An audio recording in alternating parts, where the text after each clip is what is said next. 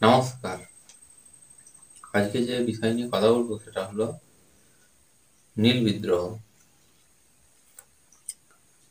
নীল বিদ্রোহ বলতে গেলে প্রথমে নীল কি বা নীল চাষ কি সেটা নিয়ে বলতে হয়।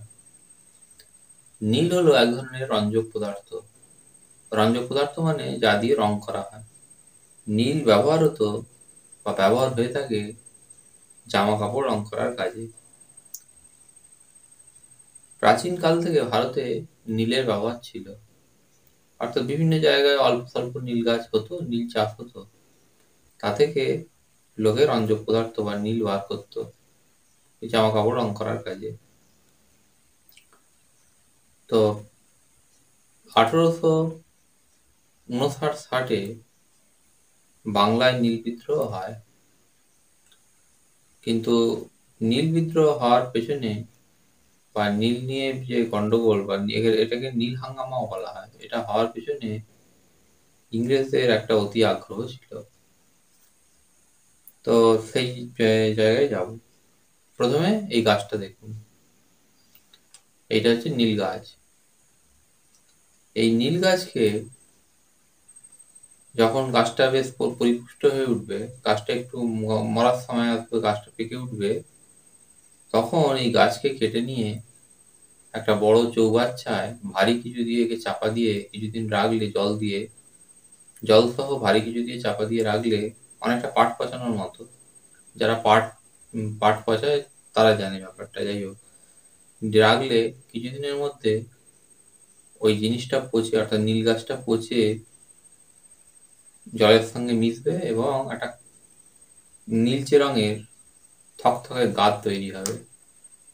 সেইটাকে ছাঁকনির সাহায্যে ছেঁকে নিলে এবং ছাঁকা যে জলটা সেইটাকে কড়াইয়ে গরম করলে, রোদেও হয় কড়াইয়েও হয়, গরম করলে খুব অল্প সময়ের মধ্যে শক্ত ঢিলির মতো নীল তৈরি হবে বা নীল পাওয়া যাবে।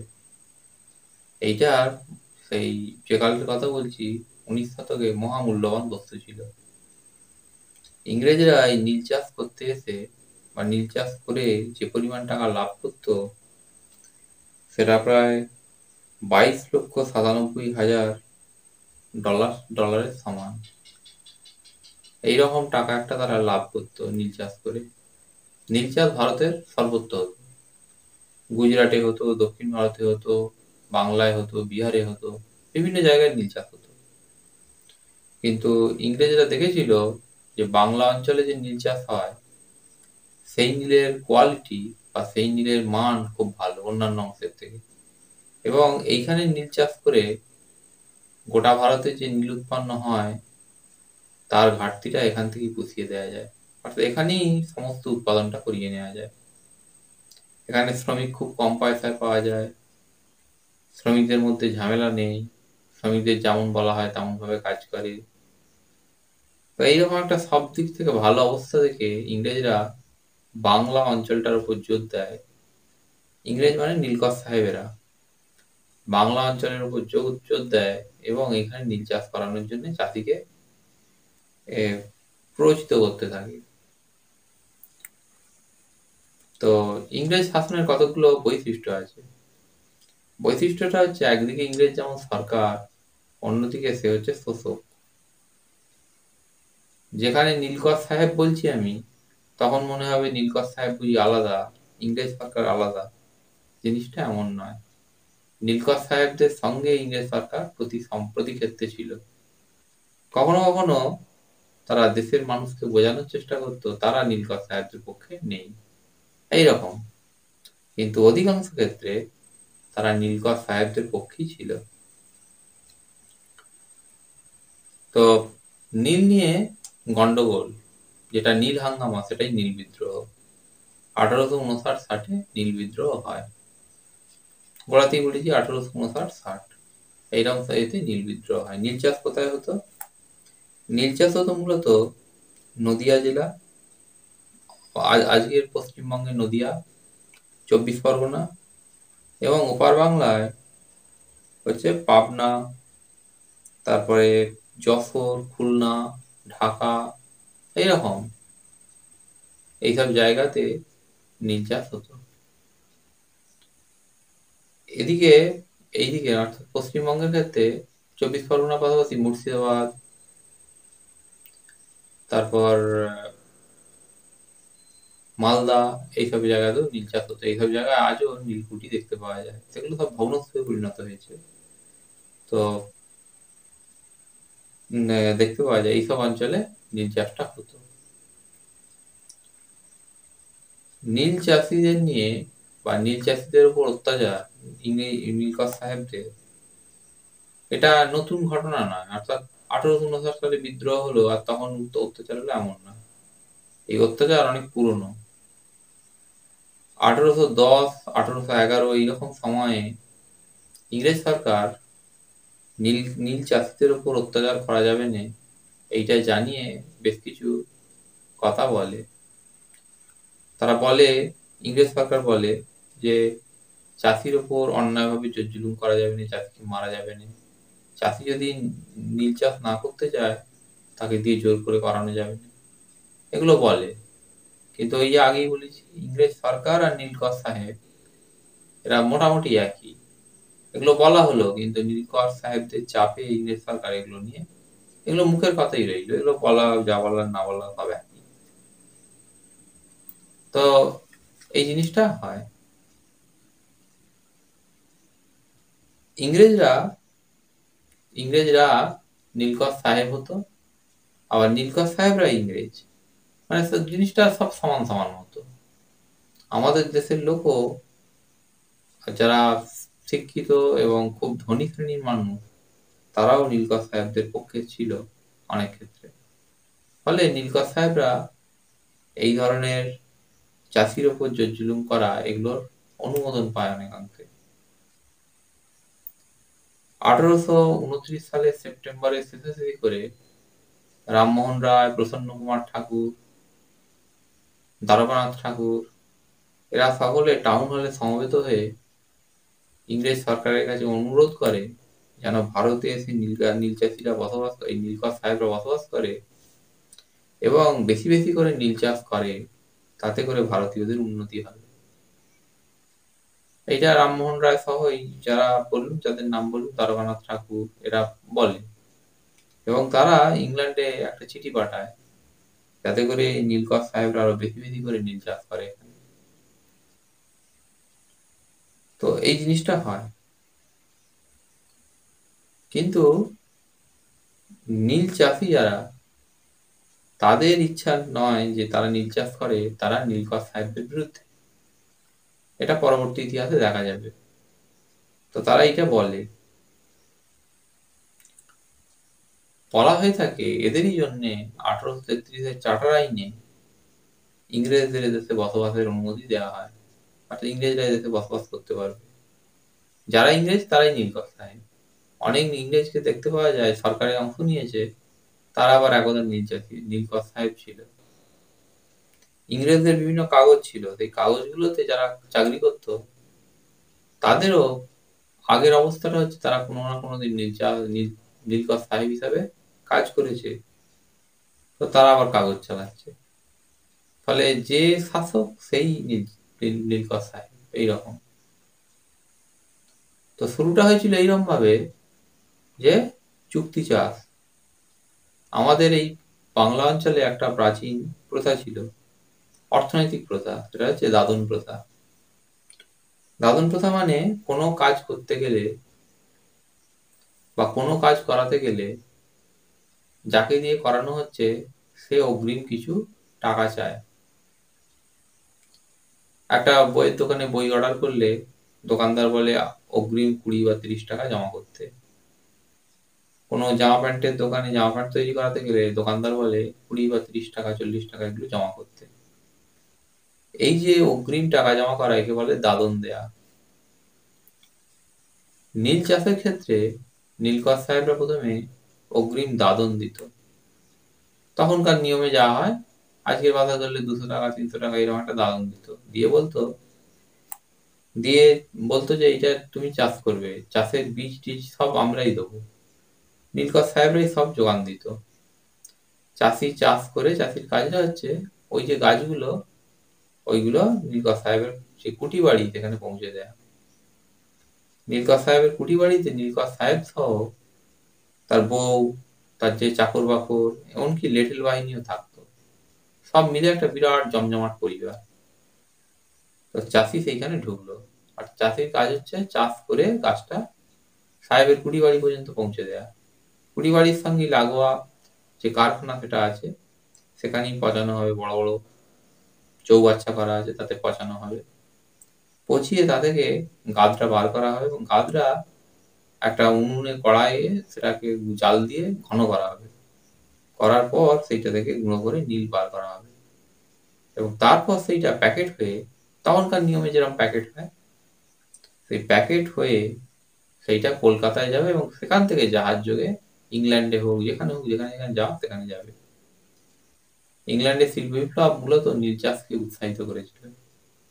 তাই যা হয়, চাষি পৌঁছে দেওয়ার কাজ চাষির, এবং যে টাকাটা দিল নীলকর সাহেব, সেই টাকাটা তার কাছে থোক জমা জমা হয়ে রইল। অর্থাৎ খুব বেশি যে পরিশ্রম হলো চাষ করতে এমন কিছু নয়, টাকাটা সে পেল। তো একজন টাকা পাচ্ছে নীলকর মানে সাহেবদের কাছ থেকে, অর্থনৈতিকভাবে লাভবান হচ্ছে, এইটা দেখে আর একটা চাষি, তাকে দেখে আর একটা চাষি, এইরকম ভাবে নীল চাষে চাষিরা অংশ নিতে থাকে। অর্থাৎ এমন নয় যে নীলকর সাহেবরা এলো দেশেতে এবং লাঠি পেটা করে সবাইকে নীল চাষের নাম লেখালো বা নীল চাষ করতে বাধ্য করলো, এমন না। যারা চাষি তারাই টাকার লোভে প্রাথমিকভাবে একজন চাষি লাভবান হচ্ছে দেখে তারা সাহেবের কাছ থেকে টাকা নিয়ে নীল চাষ করতে শুরু করে। তো প্রথম দিকে এই জিনিসটা বেশ লাভজনক ছিল। চাষ করছে, খাটাখাটুনি কম, গাছগুলোকে একবার পৌঁছে দিতে হবে, আর বিপরীতে নীল নীল যে নীলকর সাহেব সে টাকা দেবে, যেটা দাদন প্রথায় যে টাকা হয়, যা টাকা দেবে সেইটা দেবে। সেই টাকাটা চাষির কাছে জমা হবে। চাষি তাদেরকে নিজের যে জীবনযাপন, নিজের যে জীবনযাপনের মান সেইটা ভালো করবে। এই জিনিসটা হয়। তো প্রথম এইরকম ভাবে শুরু হয়েছিল। ধীরে ধীরে ধীরে ধীরে জিনিসটা হয় যেটা, যে চাষি যেমন লোভে পড়ে গেল, টাকার লোভে নীল চাষ করতে রাজি হলো, তেমনি নীলকর সাহেবদেরও লোভ বাড়তে শুরু করলো। আগেই বলি যে বাংলা অঞ্চল হচ্ছে সমৃদ্ধ এলাকা নীল চাষের ক্ষেত্রে।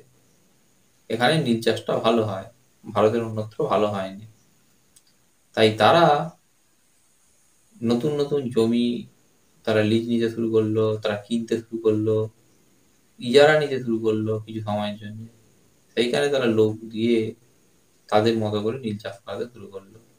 এই নীল চাষের ক্ষেত্রে জমি দু ধরনের ক্যাটাগরি ছিল। একটা হচ্ছে নিজ এলাকা চাষ, আর একটা হচ্ছে বে এলাকা চাষ বা রায়তি চাষ। নিজ এলাকা চাষে নিকট সাহেবরা দেখতে পেতো খরচ বেশি পড়ে যায়। এই যে শ্রমিক যাদের লাগানো হচ্ছে তাদের বেতন দিতে হয়, এটা সেটা করে অনেক খরচ হয়ে যায়। তাই তারা বে এলাকা চাষ বা রায়তি চাষ, রায়ত মানে হচ্ছে চাষি, চাষির জমিতে চাষ করার দিকে তারা বেশি মাত্রায় মনোযোগ দেয়। চাষির হাতে টাকা দেবো, চাষি চাষ করবে, আমাদের কুটিতে নীলটা দিয়ে যাবে, এইটা হচ্ছে ব্যাপার। এই কাজটা করবে তারা। সেই রকম ভাবে তারা চাষিকে ধরতে শুরু করে। তো প্রথম দিকে টাকার লোভে যেমন হচ্ছিল, পরে পরে চাপাচাপির ফলে অনেক পরিমাণ চাষি এগুলোতে যুক্ত হতে শুরু করে। যুক্ত হতে হতে হতে হতে এক সময় তারা নীল যে নীলকর সাহেব যারা, তাদের দাসে পরিণত হয় অনেকাংশে। অর্থাৎ এইবার নীলকর সাহেব বলতে থাকে যে তোমাকে টাকা দিয়েছি, তুমি চাষ করবে, এই চাষটা আগে, তোমার আলু, পটল, পেঁয়াজ, ধান, চাল এইসব পরে, এই চাষটা আগে, এইটা আগে করবে। চাষি বলে আমি খাবো কি? বলে এই যে টাকা দিয়েছি এটা থেকে জিনিসপত্র কিনে বাজার থেকে খাবে। এবং ব্যবসায়িক যে মুনাফা, ব্যবসার যে নিয়ম, সেই নিয়মে নীল চাষিদের চাপাচাপি বাড়তে, এই নীলকর সাহেবদের চাপাচাপি বাড়ে। বলে আগে চাষ, এই চাষটা আগে, ওগুলো পরে। চাষি যত বলে খাবো কি, সাহেব বলে আমাদের কুড়ি বাড়িতে চলো, তোমার জন্য লাঠির ব্যবস্থা আছে। শ্যামচাঁদ বলে এক ধরনের লাঠি দিয়ে নীলকর সাহেবরা এই চাষিদের উপর অত্যাচার করতো বা মারতো তাদের। এখানে বলি যে নীলকর সাহেবরা সবসময় নিজে হাতে কাজগুলো করতো না। এই মারামারি, এই যে নির্যাতন, এই কাজগুলোর জন্য তারা লোক ঠিক করেছিল। অর্থাৎ নীলকর সাহেবদের লিটল বাহিনী ছিল যারা লোককে ধরে আনতো, মারতো, এবং তাদেরকে বিভিন্ন রকম আইনের ভয় দেখাতো যে আটকে রাখা হবে, আটকে রাখাও হতো। চাষ করতেই হবে আগে, আগে চাষ, তারপরে তোমার অন্য কাজ। এইরকম ভাবে চাষির নিজের জমিতেও নীল বুনতে তারা বাধ্য করতো। বলতো টাকা দিয়ে দেবো, টাকা তারা দিত, কিন্তু প্রথম দিকে যত লাভ ছিল পরে পরে এই লাভটা চাষির কমতে থাকে। কেন কমতে থাকে? প্রথম দিকে নীলের ঘাটতি আছে বাজারে এবং চাষি উৎপন্ন করছে অল্প পরিমাণে, ফলে ঘাটতি থাকার জন্যে জিনিসটার দাম হচ্ছে বেশি, সেরকম বেশি টাকা পাচ্ছে চাষি। কিন্তু পরে উৎপাদন যখন বাড়লো, ঘাটতি যখন বাজারে কমে গেল, তখন নীল হচ্ছে উদ্বৃত্ত, তখন দাম এবার কমতে শুরু করে। নীলকর সাহেব সেই জন্য প্রথম দিকেও যদি 200 টাকা দিয়ে থাকে, পরের দিকেও 200 টাকাই দেবে চাষের জন্য, এবং বেশি পরিমাণ জমিকে তারা ওই টাকাতেই চাষ করানোর দিকে হাঁটতে শুরু করে। ফলে নীলকর সাহেবদের পক্ষ থেকে এক ধরনের অত্যাচার নেমে আসে। এখানে আবার বলি, নীলকর সাহেব এরা ব্যবসা করতে এসেছে যেমন, তেমনি ইংরেজের চরিত্রের সঙ্গে তারা সঙ্গতিপূর্ণ তাদের আচরণ। শোষক। ইংরেজরা নিজের দেশে কখনো এই ধরনের কাজ করতো নি। তারা এই কাজগুলো আফ্রিকা, ভারত, এইরকম দেশগুলোতে যেখানে তাদের উপনিবেশ কলোনি, সেইখানে তারা এই কাজগুলো করতো। ইংরেজরা নিজের দেশে এটা ভাবতে পারতো নি কোনো ইংরেজকে আটকে রেখে তার উপর অমানসিক বল প্রয়োগ করা হচ্ছে, তাকে চাবুক দিয়ে মারা হচ্ছে, কিন্তু ভারতে এসে এই ধরনের কাজ তারা করতে পারত। কারণ তারা মনে করতো সরকারটা আমাদের, এই দেশে আমরা এসেছি এবং এই দেশকে আমরা স্বাধীন করেছি, এটা তাদের বিশ্বাস ছিল। তারা স্বাধীন করেছে। আমরা ইতিহাস বইয়ে পড়ি স্বাধীনতার গল্প, কিন্তু ইংরেজরা বিশ্বাস করতো তারা এই দেশকে স্বাধীন করেছে। কাদের থেকে স্বাধীন করেছে? না, মুসলমানদের থেকে স্বাধীন করেছে। অর্থাৎ আমরা এই দেশকে স্বাধীন করেছি, আর আমাদের কথা কেন এই এই যে চাষি, এই যে মানুষগুলো, এই যে নেটিভ দেশি মানুষগুলো শুনবে না? নীল চাষি দু ধরনের মানুষই হতো, হিন্দু হতো, মুসলমান হতো। যেখানে হিন্দু আছে হিন্দু, যেখানে মুসলমান আছে মুসলমান। আর নীলকর সাহেবদের হয়ে যারা অত্যাচার করতো, ইংরেজরা সুনির্দিষ্টভাবে মুসলমানকে এই কাজের জন্য নিযুক্ত করত। অর্থাৎ মুসলিমরা এই ক্রিমিনাল কাজগুলো ভালো করতে পারে, ইংরেজরা বিশ্বাস করত। এই ধরনের কাজেতে মুসলমানদেরকেই নিয়োগ দেওয়া হতো। অর্থাৎ লোককে ধরে আনো, লোকে পেটাও ধরে, হ্যাঁ, তাদের বউকে আটকে রাখো, তাদের বাচ্চাকে আটকে রাখো, তরকারি জল না দিয়ে আটকে রাখো, এইরকম জিনিসগুলো এক ধরনের বল প্রয়োগ করা। একই সঙ্গে ইংরেজ সরকারকে দিয়ে তারা আইনও তৈরি করা একের পর এক। 1859-60 যখন নীল বিদ্রোহ যে কথাটা বলা হয়, এই সময় হয় কি, ইংরেজ সরকারকে দিয়ে তারা একটা আইন করায়। এই আইনটা হচ্ছে পুরনো যে অত্যাচার সেইটার মতো করে আইনটা, যে দাদন নিলে, টাকা নিলে নীল চাষ করতে বাধ্য, আর না করলে, নীল চাষ না করলে সেটা ফৌজদারি অপরাধ বলে গণ্য হবে। অর্থাৎ চুরি ডাকাতির মতো করে চোর বা ডাকাতের সঙ্গে যে আচরণ করে সরকার, সেই আচরণটা নীল চাষীদের উপর করবে। এইটা 1859-60 নীল চাষীরা সংঘবদ্ধ হতে শুরু করে। তারা বিভিন্ন নেতা, যেমন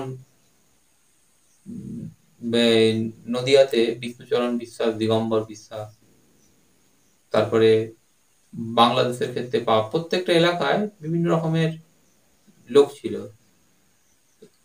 যেমন আরেকজনের নাম পাওয়া যায় বিশে ডাকাত বা বিশু সর্দার বলে। এইরকম কোথাও কোথাও মুসলমান যে জমিদার বা মুসলমান লোক, সেও নেতৃত্ব দিয়েছে। এরকম মোটামুটি বিভিন্ন কৃষক নেতার নেতৃত্বে নীল চাষীরা সংঘবদ্ধ হয়। 1859 তারা সাধারণ ধর্মঘটের ডাক দেয়। প্রায় 40 থেকে 50 লক্ষ নীল চাষী নীল বুনবো না বলে প্রতিজ্ঞা করে। তারা একদিন করে যে কাজ তারা করবে না, তারা বসে পড়ে, ফলে আমরা কাজ করব না। তো জিনিসটা প্রথমে ছিল শান্তিপূর্ণ, কিন্তু 1-2 দিনের মধ্যে নীলকর সাহেবরা লোক পাঠায় চাষিদেরকে ধরে আনার জন্য। তো চাষিদেরকে ধরে আনতে গিয়ে হয় যেটা, যে চাষিরা সংঘবদ্ধ হয়ে নীলকর সাহেবের লোকের ওপর চড়াও হয়, তাদেরকে মারে, এবং বিভিন্ন জায়গায় প্রশিক্ষণ শিবির গড়ে ওঠে ওই নীল চাষিদের উপর হামলা করার, এই নীলকরদের উপর হামলা করার জন্য। তো এইটা হয়। আবার এদিকে হয় কি, শহরে, কলকাতা শহর, যেখানে এসে নীলটা জমা হতো, যেখান থেকে বিভিন্ন জায়গায় ছড়াতো, এই কলকাতা শহরে বিভিন্ন ধরনের কাগজ, যেগুলো বাংলা কাগজ, মূলত বাংলা কাগজগুলো চালনা করছে ভারতীয়রা, মানে এদেশের মানুষ, আর ইংরেজি কাগজ চালানো করে, চালায় হচ্ছে ইংরেজরা। তো ভারতীয় যে কাগজ, যেগুলো যেগুলো বাংলা কাগজ, তার মধ্যে তত্ত্ববোধিনী, সংবাদ প্রভাকর, হিন্দু পেট্রিয়ট, এই কাগজগুলোতে ধারাবাহিকভাবে নীলকর সাহেবদের অত্যাচারের কথা বেরোতে থাকে, যা থেকে শহরের শিক্ষিত মানুষ, দূর দূরান্তের শিক্ষিত মানুষ নীলকর সাহেবরা ঠিক কিরম ভাবে অত্যাচার করে এগুলো জানতে পারে। 1860-এ দীনবন্ধু মিত্র নীল দর্পণ বলে একটি নাটক লেখেন। এগুলো সব পরপর হচ্ছে। তো সেই কালে হিন্দু পেট্রিয়টে লেখালেখি করে হরিশচন্দ্র মুখোপাধ্যায় ইংরেজদের কাছেও পরিচিত নাম হয়ে ওঠেন। হিন্দু পেট্রিয়ট একটি সাপ্তাহিক বাংলা কাগজ ছিল। হিন্দু পেট্রিয়টে হরিশচন্দ্র মুখোপাধ্যায় ধারাবাহিকভাবে নীলকর সাহেবদের উপর অত্যাচারের কথা প্রকাশ করতে থাকে। তার এই কাজে সহযোগী হয় শিশির কুমার ঘোষ, মনমোহন ঘোষের মতো ছেলেরা। এরা কম বয়সী ছেলে। মনমোহন ঘোষ পাবনা, খুলনা এইসব জায়গায় ঘোরাঘুরি করে নীল চাষীদের সংঘবদ্ধ করে।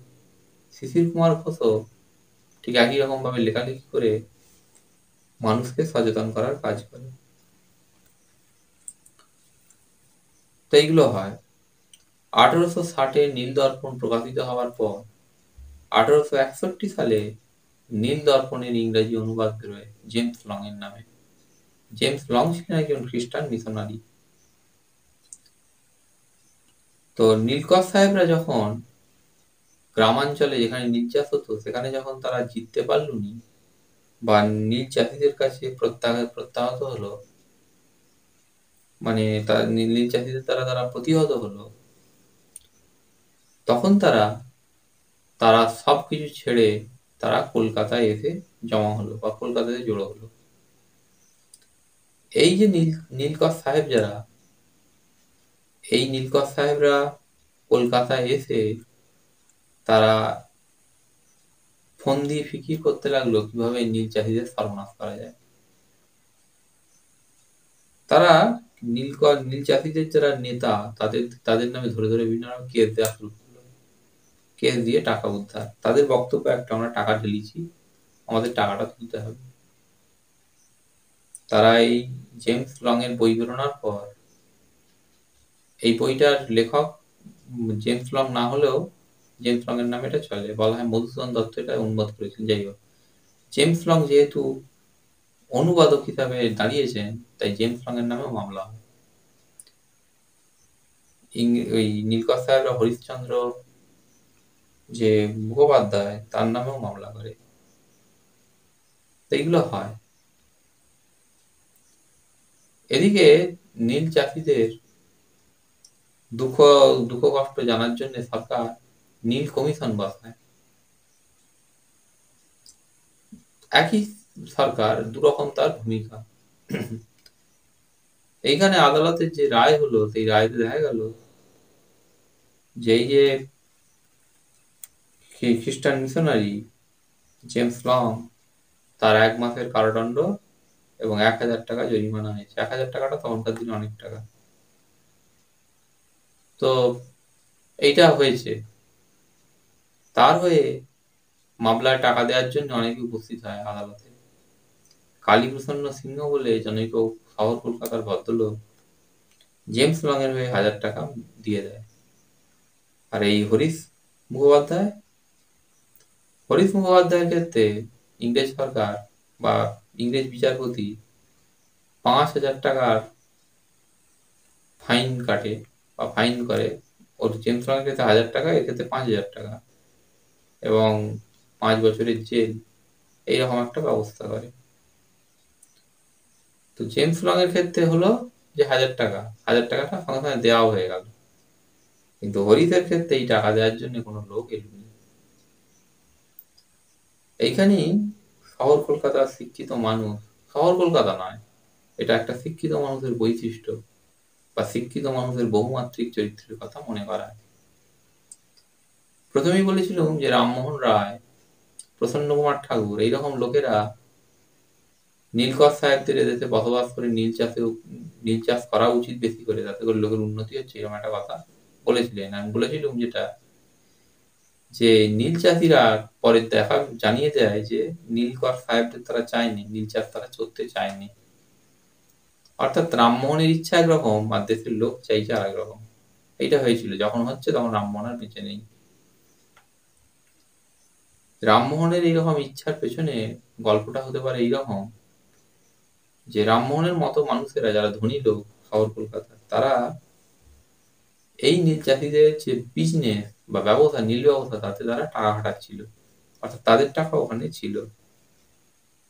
তাই যখন এত কিছু লেখালেখি হচ্ছে হিন্দু পেট্রিয়ট বা অন্যান্য কাগজে, তখন তারা অনেকাংশেই শঙ্কিত হয়ে পড়েছিলেন যে নীল চাষ উঠে গেলে তাদের টাকাটাও যাবে, এবং তারা সাহেবদের সঙ্গে আছেন এইটা বোঝাতেই জেমস লংয়ের হয়ে টাকা দেওয়া হলো।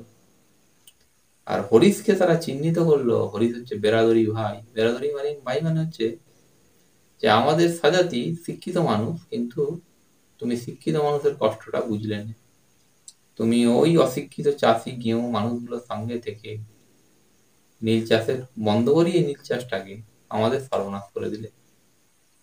তাই তার ক্ষেত্রে এইসবের ব্যাপার নেই।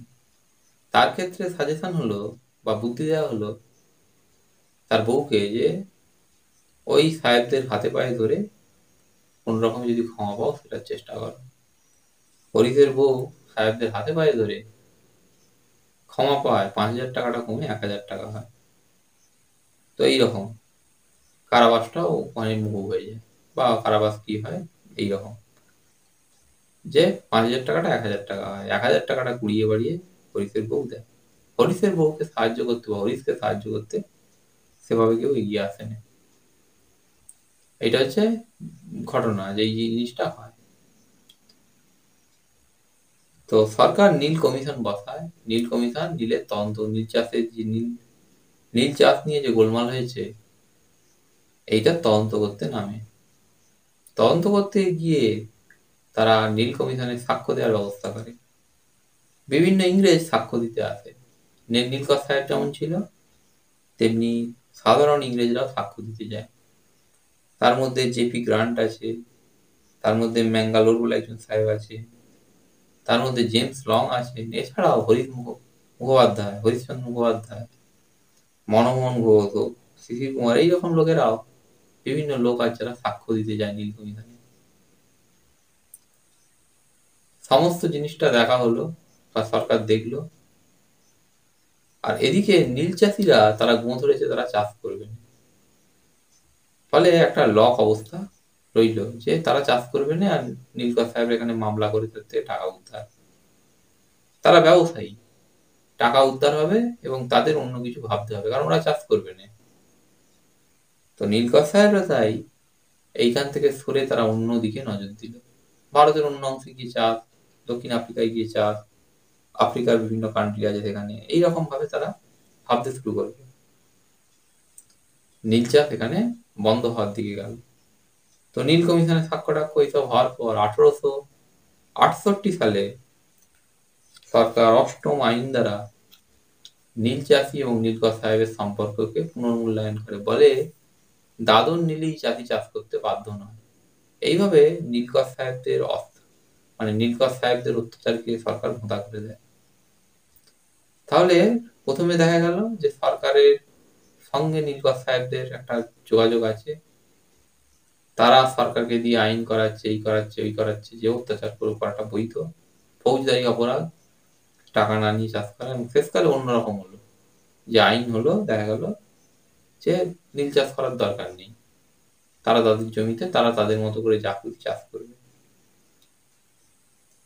তো এইটা হচ্ছে ইংরেজ সরকারের বা ইংরেজ শাসন বা আধুনিক সভ্যতার একটা নিয়ম, যে হলো মারামারি হলো এ হলো,